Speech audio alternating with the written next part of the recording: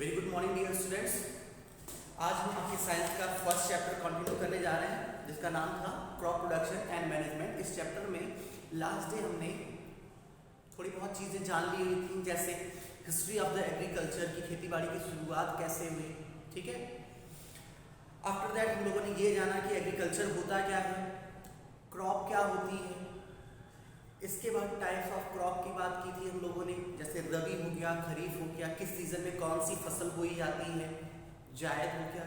ठीक है, इन सब के बाद जो हमारा आज का टॉपिक है वो है basic practices of crop production. इसका मतलब ये है कि हम कोई भी क्रॉप का प्रोडक्शन करने जा रहे हैं, किसी भी तरह का क्रॉप हो, हमें कुछ बेसिक सी चीज़ें तो करनी ही करनी पड़ती हैं। वो बेसिक सी चीज़ें हैं क्या, चलिए आज हम उसको जानेंगे बहुत ही डिटेल मैनर में। ठीक है, सबसे पहला प्रैक्टिस है, जो पहली चीज़ है जो हमें करना पड़ता है कोई भी फसल का उत्पादन हमें करना हो, तो जो सबसे पहली चीज़ हमें करनी होती है वो करनी होती है सॉइल प्रिपरेशन। क्या करनी होती है? Soil preparation. ये तो हमें करना ही होता है, सॉइल प्रिपरेशन। इसके बाद मान लेते हैं मिट्टी को हम लोगों ने तैयार कर लिया। ठीक, मिट्टी हमारी तैयार हो गई है तो फिर क्या करना होता है? सीड सोइंग करनी होती है, मतलब बीज की बुआई करनी होती है, सीड सोइंग। इसके बाद हम लोगों को क्या करना होता है? Adding manure and fertiliser. Adding manure and fertiliser.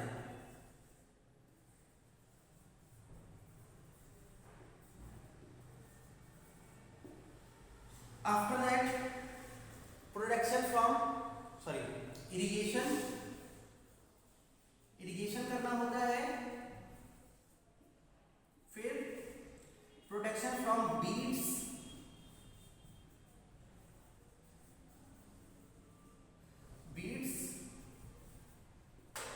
Then harvesting, और फिर है स्टोरेज। तो बच्चों ये वो बेसिक सी प्रैक्टिसेस हैं जो कि हमें फॉलो करनी पड़ती हैं चाहे हम कोई भी फसल उगाने जा रहे हैं। ठीक है, सबसे पहले हमें सॉइल प्रिपेयर करनी पड़ती है। फिर क्या करना होता है? सीड सो करना होता है। सीड सो करने के बाद हम ये देखते हैं कि भाई उस खेत में, उस सॉइल में किस पर्टिकुलर न्यूट्रिएंट की कमी है, उसके अकॉर्डिंग हम उसमें कुछ फर्टिलाइजर ऐड करते हैं ताकि वो कमी जो है वो दूर की जा सके। कुछ मेन्योर ऐड करते हैं। ये सारी चीज़ें करने के बाद सपोज हमारे जो सीड हैं वो जर्मिनेट होना स्टार्ट हो गए, वो छोटे छोटे प्लांट के रूप में कन्वर्ट हो गए। देन हमें क्या करना होता है? इरिगेशन करना होता है रेगुलर इंटरवल ऑफ टाइम पे, डिपेंडिंग ऑन द क्रॉप। किस तरह की क्रॉप है उसके अकॉर्डिंग हमें क्या करना होता है? समय समय पे इरिगेशन करना होता है। फिर इरिगेशन के बाद आता है प्रोटेक्शन फ्रॉम वीड्स। वीड्स का मतलब होता है खरपतवार। जैसे खेतों में अलग अलग तरह की फसलें बोई जाती हैं, ठीक है, और आप देखते होंगे फसलों के बीच में कुछ ऐसे घास फूस उग आते हैं जो कि हमारी फसलों के साथ पानी के लिए, सनलाइट के लिए, न्यूट्रिएंट्स के लिए कॉम्पीट करते हैं। उनको भी तो हमें खेतों से रिमूव करना है ताकि सारी की सारी चीजें किसको मिले? हमारे फसलों को मिले। ठीक है, तो protection from beads. After that मान लेते हैं इस तरह से देखभाल कर करके हम लोगों ने क्या किया? फसल हमारी एकदम बढ़िया से तैयार हो गई। अब उसकी क्या करनी होगी? कटाई करनी होगी, हार्वेस्टिंग करनी होगी। हार्वेस्टिंग कर ली हम लोगों ने। सपोज हमारे पास फूड ग्रेन भी आ गया, ठीक है, अनाज हमारे पास आ गए।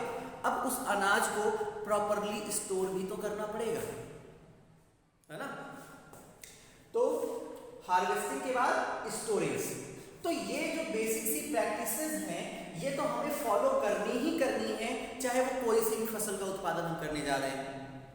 ठीक है, तो चलिए अब इन्हीं चीजों को हम डिटेल मैनर में जानेंगे कि आखिर सॉइल प्रिपरेशन में होता क्या है, पहले क्या होता था, आज क्या हो रहा है, उन सब चीजों के बारे में हम डिटेल में जानेंगे। ठीक है, चलिए स्टार्ट करते हैं। पहला point that is soil preparation.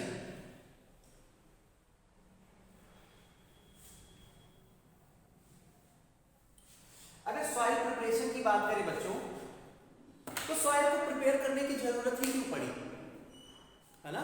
सोचने वाली बात है कि आखिर सॉइल को क्यों प्रिपेयर करना है भाई बच्चों? इसलिए प्रिपेयर करना है क्योंकि सॉइल ही तो वो बेसिक मीडियम है जिसमें हमारी फसल उगती है, जिसमें हमारे सीड्स जर्मिनेट होते हैं, है ना? तो सॉइल को तो प्रिपेयर करना ही होगा, क्योंकि सारी की सारी चीजें किसके थ्रू होनी है? सॉइल के थ्रू ही होनी है।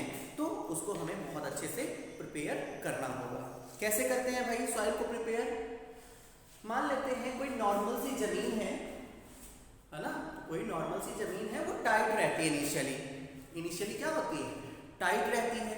और सपोज उसमें हम सीड को डाल दें, सीड को अंदर डाल दें, तो होगा क्या? मिट्टी टाइट है, सीड आपका जर्मिनेट भी हो रहा है, तो मिट्टी टाइट होने की वजह से ना तो उसका रूट नीचे जा पाएगा अच्छे से और ना ही उसका सूट जमीन से बाहर आ पाएगा, जिसकी वजह से आपका जो प्लांट है वो काफी कमजोर रह जाएगा। तो ये दिक्कत को दूर करने के लिए हमें क्या करना होता है कि जिस भी जगह पे हमें सीड की सोइंग करनी होती है, यानी कि क्रॉप का प्रोडक्शन करना होता है, उसकी सॉइल को हम क्या करते हैं? लूज करते हैं, टर्न करते हैं, ताकि मिट्टी जब लूज हो जाए। अब ये लूजनिंग एंड टर्निंग करते कैसे हैं भाई? ये जो प्रोसेस है ये हम लोग करते हैं किसके थ्रू? प्लफ के थ्रू करते हैं। किसके थ्रू करते हैं? प्लफ के थ्रू करते हैं। तो सबसे पहली चीज यहां पे जान लेते हैं हम कि आखिर प्लफिंग होती क्या है। ठीक है, प्लफिंग होती क्या है उसके बारे में जानते हैं। अब प्लफिंग या बाकी की जो चीजें एग्रीकल्चरल प्रैक्टिसेस को करने के लिए कुछ इंप्लीमेंट्स की जरूरत, कुछ टूल्स की जरूरत होती है बच्चों। किसकी जरूरत होती है? कुछ टूल्स की जरूरत होती है, जिसको बोला क्या जाता है? एग्रीकल्चरल इंप्लीमेंट्स या फिर एग्रीकल्चरल टूल बोला जाता है। तो सॉइल प्रिपरेशन में जो टूल यूज होता है, जो एग्रीकल्चरल इंप्लीमेंट यूज होता है, उसको हम बोल रहे हैं यहाँ पे क्या? प्लफ। क्या बोल रहे हैं? प्लफ। ठीक है, प्लफिंग होती क्या है? खेतों की जुताई करना। खेतों की जुताई कैसे? जैसे किसी खेत की जो जमीन है एकदम बहुत ज्यादा टाइट है, ठीक, तो उसकी जब जुताई करते हैं तो होता क्या है? मिट्टी जो है वो लूज हो जाती है, उसमें गैप क्रिएट हो जाते हैं। जबकि जब जुताई नहीं हुई होती है उस कंडीशन में मिट्टी में जरा सा भी गैप नहीं होता। पहली चीज तो ये हो गई। दूसरी चीज, जुताई करने पे होता क्या है? जुताई करने पे जो मिट्टी है वो टर्न हो जाती है। टर्न का मतलब जो नीचे वाली मिट्टी होती है वो ऊपर आ जाती है, ऊपर वाली मिट्टी नीचे चली जाती है, जिसकी वजह से होता क्या है? उस मिट्टी में जो वीड्स हैं, जो खरपतवार हैं, उनकी रूट्स ऊपर हो जाती हैं और सन की जब हीट उनके ऊपर पड़ती है तो जो वीड्स होते हैं वो सूख जाते हैं, डिस्ट्रॉय हो जाते हैं। ठीक है, तो प्लफिंग जो है किसके थ्रू की जाती है भैया? प्लफ के थ्रू। हम बात करें अगर ट्रेडिशनल मेथड की, जो 25 साल 30 साल 35 साल पहले हमारे जो पूर्वज थे वो क्या करते थे, या 50 साल पहले जो खेतीबाड़ी होती थी वो किसके थ्रू होती थी बच्चों? वो बैल के थ्रू होती थी, है ना? बैल के थ्रू एक लकड़ी का इस तरह से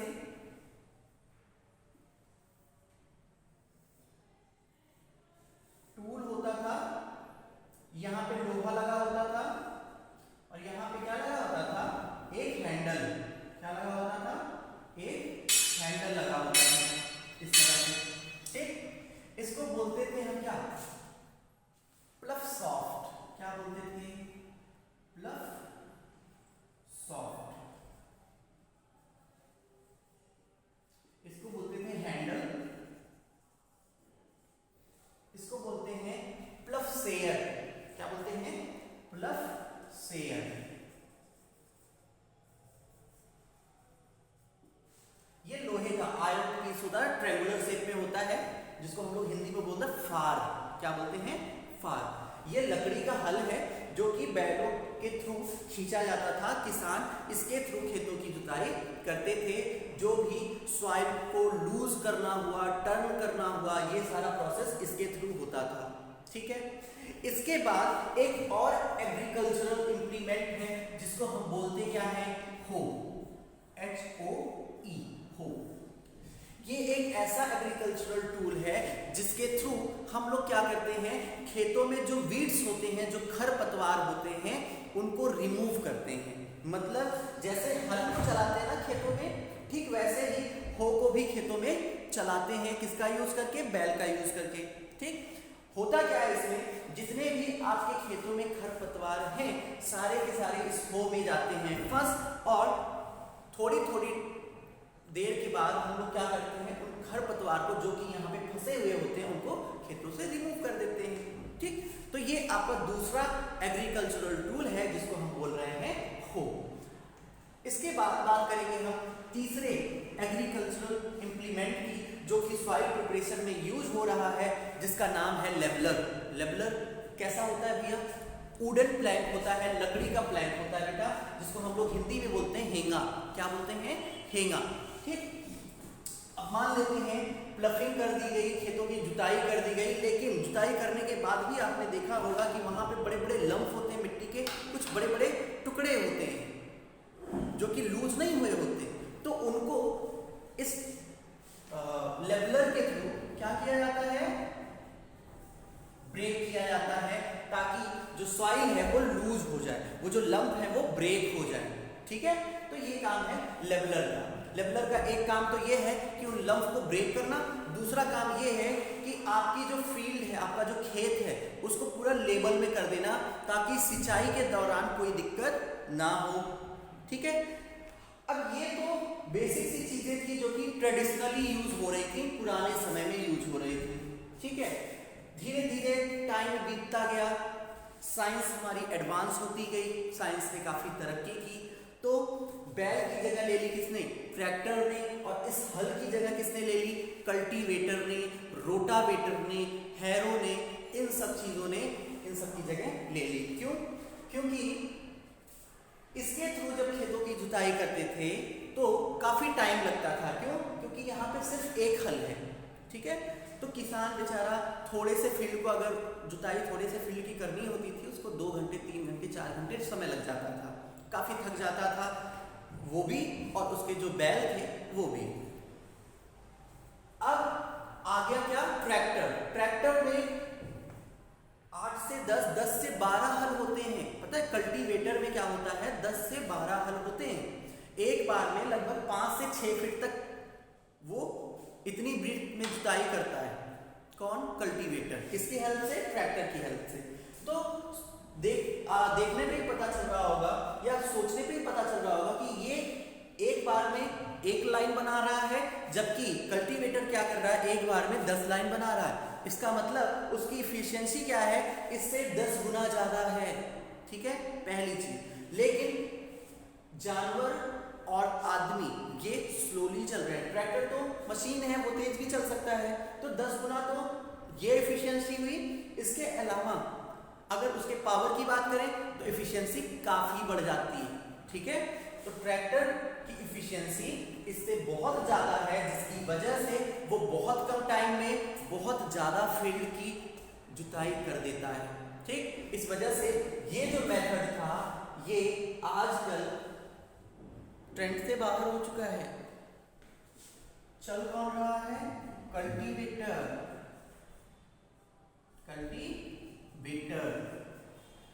कल्टीवेटर भी ट्रेंड से बाहर हो गया जब आ गया कौन, रोटावेटर। रोटावेटर का काम क्या है भैया, कल्टीवेटर क्या करता था, कल्टीवेटर खेतों की जुताई कर देता था। ठीक, फिर सीड को सो करते थे, फिर इसके बाद उसकी लेवलिंग करनी पड़ती थी। लेकिन जब आया रोटावेटर, तो रोटावेटर का काम क्या है, वो एक ही बार में जुताई भी करता है, मिट्टी को बारीक भी बना देता है। ठीक है, सारी चीजें एक ही बार में कर देता है, कुछ एक्स्ट्रा फिर से नहीं करना होता। इस वजह से आजकल ये कल्टीवेटर भी, इसका भी ट्रेंड लगभग खत्म हो रहा है। आ कौन गया, रोटावेटर आ गया। ठीक है, अब मान लेते हैं ये सारी चीजें हम लोगों ने कर ली, मतलब सॉइल को अच्छे से प्रिपेयर कर लिया। बाकी नेक्स्ट स्टेप क्या था? सोइंग का। किसके सोइंग का? सीड सोइंग का। लेकिन सीड सोइंग से पहले भी एक चीज आती है, क्या? Seed selection. हमें कौन सा सीड सिलेक्ट करना है ताकि हम बेहतर से बेहतर उत्पादन ले सकें, ये चीज भी तो हमें करनी है वहां पे। जैसे गेहूं की बुआई हमें करनी है, सपोज गेहूं की बुआई हमें करनी है, लेकिन गेहूं की तो बहुत सारी वैरायटीज हैं। अब हम क्या करेंगे? हम सिलेक्ट करेंगे उस पर्टिकुलर वैरायटी को जिससे हमें अच्छे से अच्छा उत्पादन मिल सके। ये सारी चीजें बच्चों हम लोग डिस्कस करेंगे नेक्स्ट डे। आज के लिए इतना ही। Thank you. Have a very good day.